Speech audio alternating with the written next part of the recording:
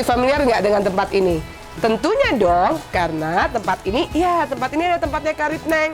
Kesayangan punyanya Kang Kebun. Hai Kang Kebun. Datang lagi kita. Kita besok menjumpai Karit Neng ya. Mau ngapain sih acara kita? Nantikan besok ya. Dah. Hai Karit Neng. Jumpa lagi dengan kita di sini. Semalam aku bilang kan janji sama kalian kalau kita mau ngapain di sini? Mau panen sayur. Oh, hari ini aku mau bikin panen asparagus. Kita panggil yang punyanya ya Nat ya. Malam ini kita mau bikin apa? Asparagus slice beef kesukaan Nat di grill. Oke? Nat udah siap panen? Ya. Akang, kita panggil Akangnya yuk. Kang Kebunnya kemana ya? Halo Kang Kebun. Kangen nggak sih sama Karit Neng? Udah lama ya? Udah lama banget tidak memanenkan barang-barangmu. Ini tapi udah dipanen loh kemarin sebagian besar. Jadi tapi kali ini aku pengen banget masak karena teman-teman tuh banyak banget sahabat-sahabat Karit Neng itu nanya asparagus itu enaknya diapain, enaknya digimanain. Nah kali ini Neng tuh punya ide yang menarik karena dari asparagus bisa pakai slice beef.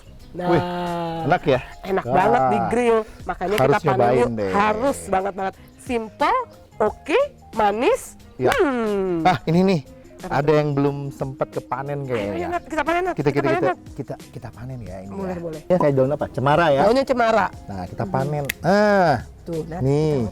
Siapin. Kebetulan masih ada sisa nggak dipanen ini. Ini ya, Karit Neng asparagusnya enak banget loh. Coba. Tahu nggak makannya diapain? Diapain tuh? Sudah tahu kan, tapi aku suka sekali loh. Karena asparagus ini banyak banget, nggak kalah juga vitaminnya. Yang terlebih lagi vitamin B kompleksnya juara. Oh ya? Yes, banget. Ini sumber-sumber vitamin. Memang sih dari sekian sayur sumber vitamin, makanya kan orang bingung ya asparagus nggak tahu masaknya gimana gitu. Karena kita sering kalau ketemu di restoran sup asparagus. Iya sih, kalau aku nggak gaul sama Akang Kebun nggak ngerti loh. Asparagus itu apa? Aku pikir kan sup asparagus kepiting. Nah kali ini daunnya.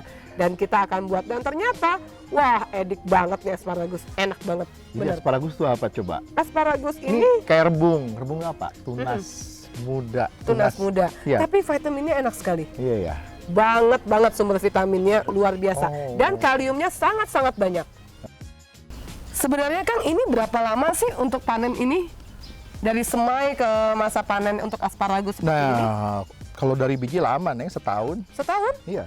Kan metodenya kalau nanam ini ada dua, dari akar sama dari biji. Kalau dari akar dia lebih cepat, 3 bulan, 4 bulan dia udah bisa. Nah untuk biji sampai dengan akar banyak kan lama, bisa 1 tahun baru dipanen. Tapi kalau dari akar dia langsung biasanya, nggak nunggu lama, 3 bulan, 4 bulan dia udah bisa dipanen. Tapi asparagus ada 2 jenis ya Kang. Ada yang kayak begini nih, batang kecil, batang muda, ada juga yang besar. Banyak banget.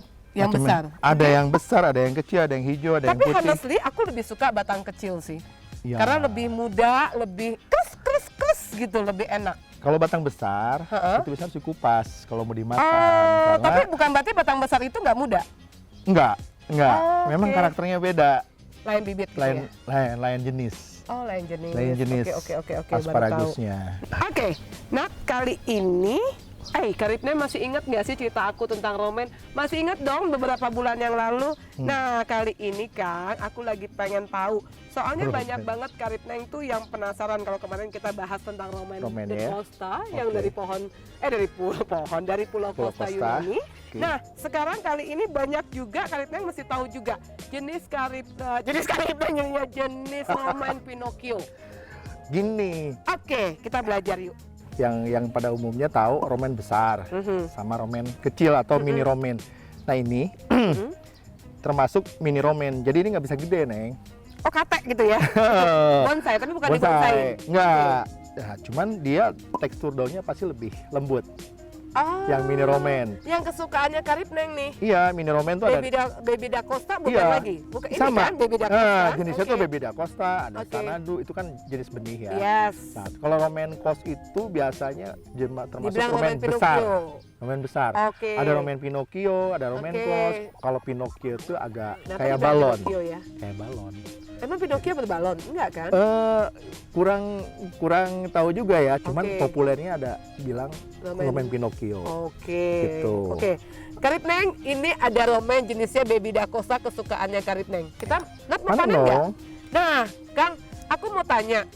Ngomong-ngomong selamat ya, kebun kita akhirnya sudah organik. Yeay! Dulu tuh kalau Karip Neng ya, kalau Karip Neng ke saya masih inget nggak? Kalau kita tuh selalu bilang bahwa bebas pestisida seperti apa sih? Selalu kan orang tuh selalu inginnya tuh, nah ada sertifikat organik nggak? Ada sertifikat organik nggak? Tapi selalu kita mengedukasikan tentang bebas pestisida. Tapi kongrat ya untuk Akang.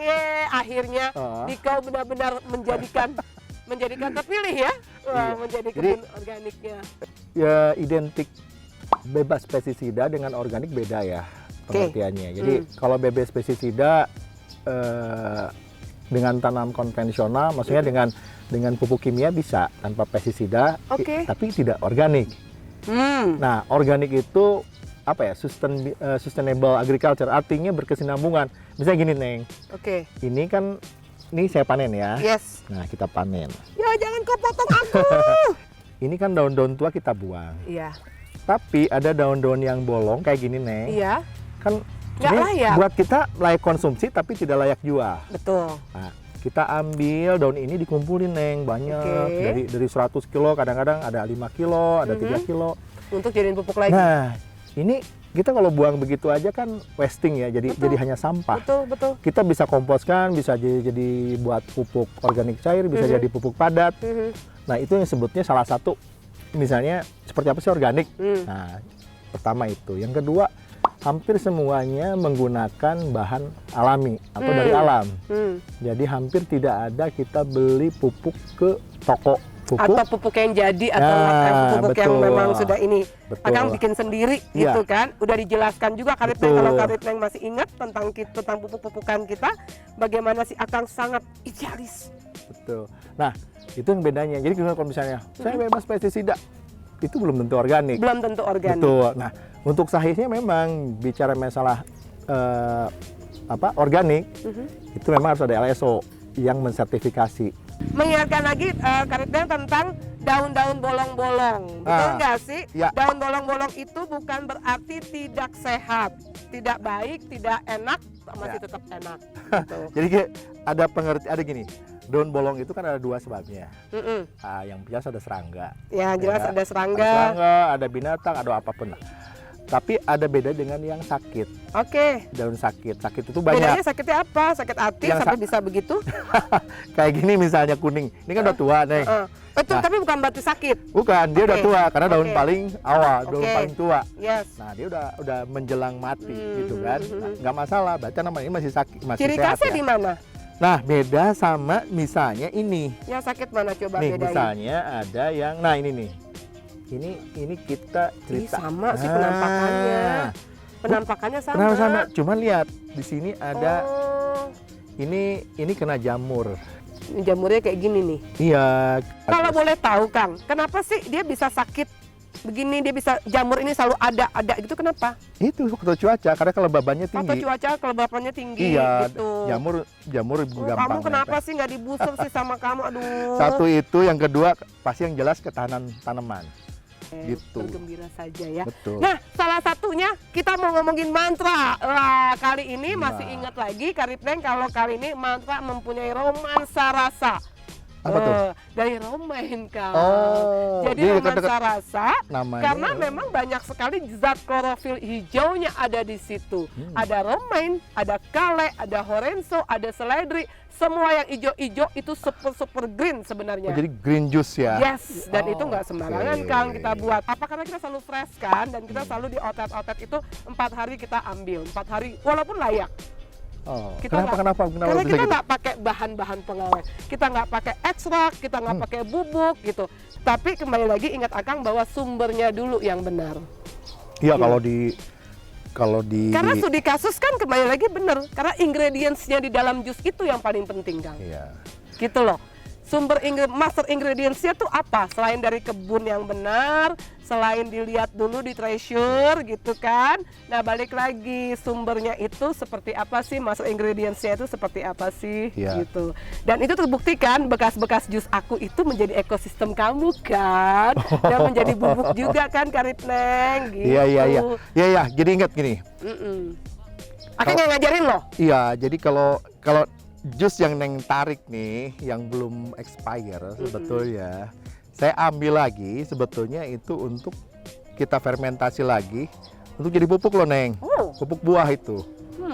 Pupuk sayuran, pupuk buah ya.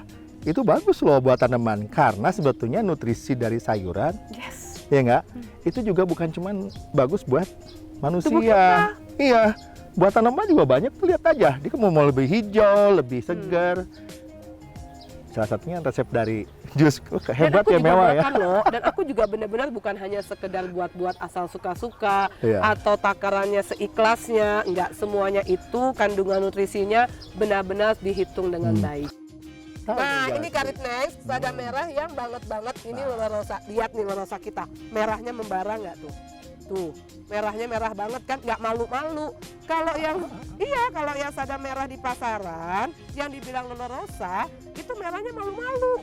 Kayak merah-merah ngeping gitu. Tergantung benih. Oh, tergantung benih. Iya. Kang, itu apa? Nah ini kan green oak leaf. Ada lagi. Apanya? Makanya kayak green oak leaf itu kayak model-model kayak Chris Green lagi. Selada hijau. Aku pernah jual itu. Iya, itu selada Jadi hijau. boleh dong penggantinya si selada keriting. Nah, ini lebih mewah. Lebih mewah. Lebih mewah mana sama Chris Green?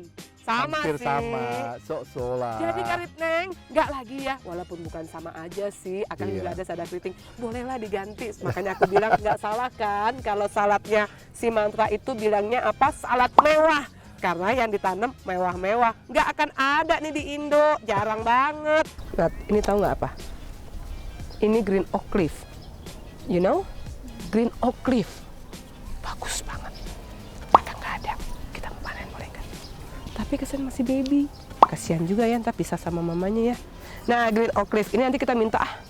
Green oak leaf ini enak banget. Kang! Yuhu! Kang! Hai. Green oak leaf enak nggak? Enak kan? Enak crunchy dong. kan karakternya kan? Iya, dia lebih. Dia kayak selada keriting tapi lebih mewahnya. Betul nggak sih? Betul. Dan rasanya crunchy. Iya. Ini namanya iceberg lettuce atau head lettuce. Apa itu, Kang? Ini jenis selada juga. Saya tahu iceberg lettuce. Iceberg lettuce, penggemarnya iceberg lettuce Karit Neng, mana suaranya? Nah, gitu. Nah, ini nih dia melindungi sekali ya. Tapi dia nggak sakit dong ini mah. Ini udah tua. Oh, udah tua. Oke. Gitu. Tuh. Nanti kalau ini ada penghuninya ya. Tuh. Gitu loh. Kadang-kadang lucu deh. Ada Karit Neng bilang gini, aduh Neng, ternyata ada penghuninya, ada ulet. Padahal itu yang sehat, bener nggak sih? Iya, itu ulet nggak mati ya. Ulet nggak mati, itu kan ulet aja nggak mati nih. Lihat nih Karit Neng. Nih, Gitu ya. yummy. Kita akan buat salad. Kita bisa buat juga buat sandwichnya juga enak sekali. Tapi ya selera sih. Ada yang suka iceberg lettuce, ada yang suka green oak leaf karena belum panen banget. Ini enak juga. Yummy. Wih, jago, lihat tuh. Wah, hebat. Liburan kali ini seru ya. Apa tuh, Nat? Panen bola. Nih, Nat, aku serahkan lagi anakku. Gitu.